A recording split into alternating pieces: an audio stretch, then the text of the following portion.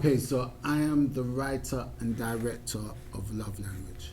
Yay! I really enjoyed it. Thank you. Tell us the inspiration for this. Well, I'm from London.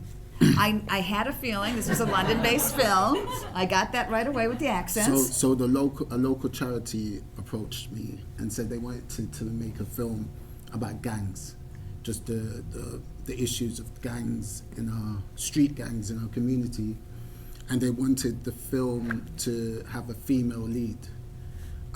So Thank you for that, by the way. Do we all appreciate a female lead? This is what this whole block was about. She was fantastic. Well, it was essentially it was meant to be about girl gangs, but I had no experience or knowledge of any girl gangs in London. So we basically made a film about a young girl being groomed by a gang. And what we see is that Tasha believes that Jamie's love language is essentially an act of service. So she feels that the more she does for him is the more that he will love her. But essentially it's just manipulation, and she falls deeper and deeper and deeper into that gang world. What we have is a lot of school kids being groomed by gangs at the school gates. As soon as a teacher is looking, they target young people that have, motherless kids. Almost like what we saw in Palmdale, where the young girl didn't really have a mother that was looking out for her. And young boys go through the same thing with, a lack of father figures. So they're roped into these gangs, and often what we have is in their homes, in their properties, they have things for these gang members. They're afraid and they're told not to tell anyone. So what we see is a day in the life of someone like Tasha, who wakes up and her job is to take her brother to school, and then the next thing you know, she's been controlled by Jamie, and then she's been pursued by a gang because she's trying to please him. Well, that's what I found so fascinating, was the fact that, and it's funny, it's actually funny, because every time he's telling her something horrible, she's like, he loves me. Exactly. He loves me so much, and everything he does is for me. And it's just like, you watch it and you're just like, girl, wake up. It's like you can't stand. Yeah. I don't know, let me ask you how you, why you made the decision for her to break the fourth wall. So every time, she says, hey, he loves me, she's looking right at the camera. So what made you decide to take that tactic with it? So the story, I mean, this is my third film, so I've made a similar type of gang type of film before. And, I have a friend of mine, he's like an older guy, Irish guy actually, and he's a screenwriter, and, and I sent him the script, and he was like, you got to do something different, because we know, everyone knows these stories. They're not unique, they're not original. You have to try to do something to make them more interesting. So he actually just gave me that inspiration to look deeper into how to make it different. And that was the way, for her to tell you one thing, but for us to show something else. And it added an element of humor, I have to be honest Yeah, with you. yeah. It really did. That actress, Kudzai Mangom, she's done really well. She won an award at a big festival in London for this film, We See You Award, which is basically a Rising Star Award. She's fantastic. She's amazing. And what a face. You can't keep your eyes off it. Absolutely amazing. I casted her for I basically casted everyone. I think I had a production company support the film, and they just let me basically, I think. Yeah, I saw your name as casting, so you had your hand in all the casting for all the characters. Yeah, just to give that authenticity to that world. And what was the neighborhood you were shooting in? Was it in London itself? It's called East London. That's so silly. East London. Uh-huh. We call it the East End, and that particular neighborhood is Waltham Forest. But for people that know London, that's Leighton, Chingford, Walthamstow, and Leytonstone. It's a borough where I grew up. Oh, okay. So you knew that world. Yeah, that shot where they run into that property, that's on Leabridge Road, and I'm from that area. It was shot on my mother's road, basically. That's where it was shot. So how did you, I'm just asking you a personal question, how did you escape that kind of gang life and end up as an artist? Because I grew up around that environment when in my age group it was rife, but I just never had people around me that put that pressure on me. And since I've begun this journey as a filmmaker, they're all excited. The people that come from our old neighborhood, they're excited and they support it and they want to see, you know, like just the other day someone said to me, oh, from Leighton to LA. They're excited by it because not many people from where we grew up are able to tell these stories. Or come out of the neighborhood, probably. There's probably still there. Some of them are. But not everybody from that area or that background is, you know, invested in that lifestyle. There are people that do other things and they're not, you know, I'm here with my girlfriend and she's nothing like she's from that area and she's nothing like the people depicted in this story. But I just never felt interested. I was always into arts. I was always, you know, watching movies. So that's how you got out of it. It was your love of cinema and like I was always into it. Did you always think that, oh, I could do that, or did you go to school at all for filmmaking? No. So I studied drama in school, and then I moved into media studies, and then I did a creative and professional writing masters, and that master's degree, so that kind of gave me the push to get into the industry. And one day I wrote a script and I sent it to someone from a TV show called Top Boy, and they read it and they said they'd do it. But my problem was... Oh, wow. Yeah. That's incredible. So that was my first film, Only Wolves. But my main problem was finding a director. I think cinematographers didn't know me. I was independent. I was just sending them my work, and I ended up meeting a really talented Scottish cinematographer who shot my first film.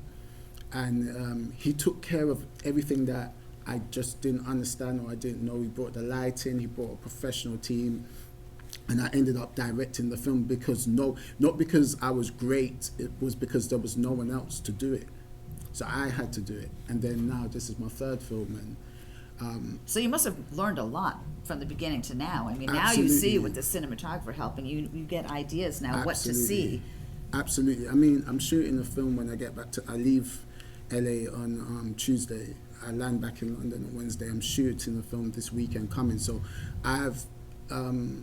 it's been a journey. And the reason why I came out to LA is because it's a special moment for me, because the film has had maybe 17, 18 selections now, but for it to come to the home of films and Hollywood is a special moment for me. So I did what I had to do just to get here, Well, I hope you get some meetings while you're out here. Doesn't everybody think he's well deserved? It was fantastic. Well, thank you so much. Thank you.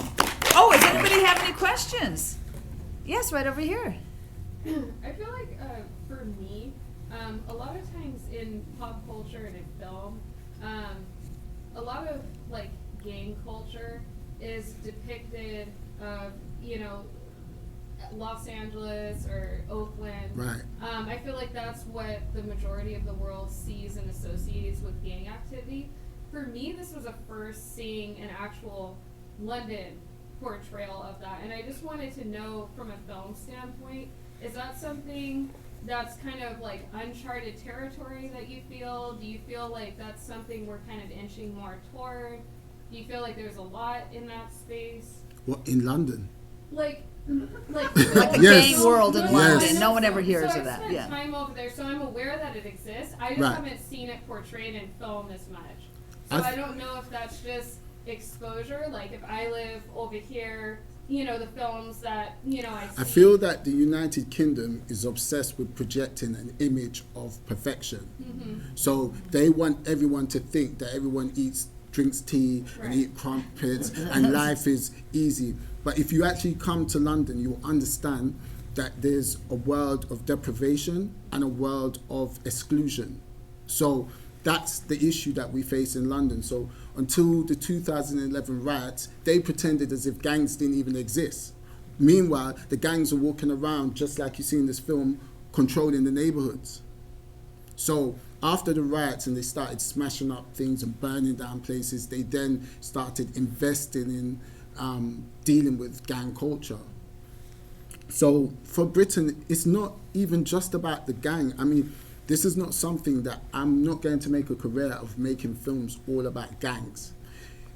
this film that I'm shooting this weekend coming is about relationship. You know, it's about two people. It's a death of a child, and their marriage is falling apart. But what I find is that Britain is so multicultural. I see Americans and people from all over the world. They visit and they're like, I didn't know he was here, or they were there, and I didn't know. They see, you know, like South Asian people with black people, and they're like, we didn't. It's so different where we're from, and we didn't know it was like this. So there's stories that are untold because they don't want to invest in it. The charity approached me and said, let's make a film about this. They don't want you to see what Brits, they don't want you to see the subcultures. They don't want you to see who's out there, what's really going on. They just want to make films about Notting Hill and Bridget Jones's diary. This is not reality. It's far-fetched. That's not the reality. If you come to East London or South London in certain areas, you see how people are actually living. I'm over here in LA. I'm looking at the cost of everything. I'm saying, damn, London's expensive, but imagine LA, like the cost of living out here, how much it is just to buy a meal, how much we're spending every time so I'm imagining what drives poverty and what causes poverty and issues in these communities in a country like America. They don't want you to see that. They're going by the old standard, which is the streets are paved with gold. Yeah, great depiction. Any other questions out there? Yes, right here. I was going to say, I actually really enjoyed like how you captured the manipulation of especially it encapsulates like the perfect way of how gang members actually indoctrinate other people into gangs. I grew up in a Hispanic community, so I'm Latino myself, and that's basically a lot of girls who are what would be called cholas, or Right. That's basically the mental gymnastics that a lot of them play. A lot of people that I knew would play like those mental gymnastics with toxic Yes. men. Yes. So I also wanted to know what, by any chance, do you know what cameras you shot it on? So Arri Alexa, and Mini, Arri Alexa Mini, and I want to give a special shout out to Kedrick Wosley, I believe his name is, who shot the film. He was really invested in that speak to the camera device, and he did a great job in executing it. Also, I want to say a special thank you to Break the Cycle charity, who funded the film, and Irresistible Studios, who produced the film for me. But thank you, that was a good question, thank you. Anyone else? Yes, sir. I want to ask what the reaction from the charity was when, you said initially that they wanted a film about female gang members, but you decided to do something different. What was the reaction? When I submitted the script, that I have to be brutally honest, the Kasima Whittingham, the head of the charity, she was concerned that the speak to the camera device made it cartoonish. Not cartoonish, sorry, that's the wrong word to use. She was concerned that it was, pushing away from reality a bit too much.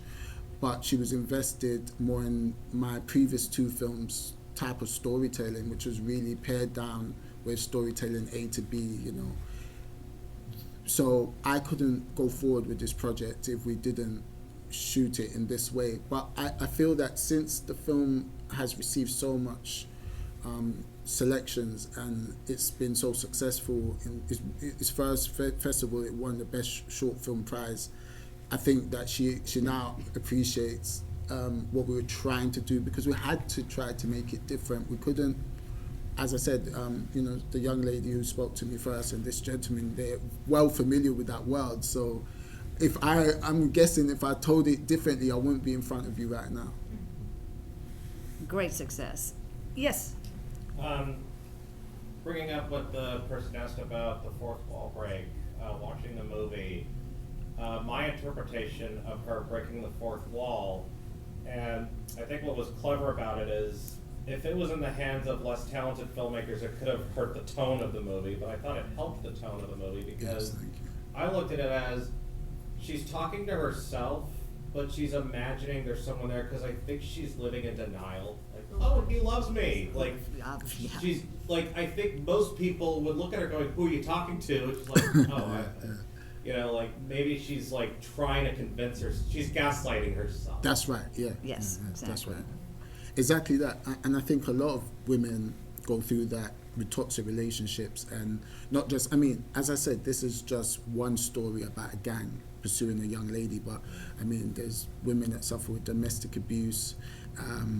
You know, a partner that cheats on them constantly, and they tell themselves every day, he loves me and he cares for me and he's there for me, and it's not always the case, or they're not demanding better from their circumstances and situations. So I wanted to show that really that this is how a lot of young women are getting into these problems. When, you know, I'm not an advocate for, you know, young women in that regard. I can't speak for women, but I just feel that when you see that evolving, or sorry, evolving is the wrong word, but starting, you need to look at it with real lenses and try to get out of there, because as we see with Tasha, she never had the strength until right at the very end to say, I've had enough and I would like to leave this relationship.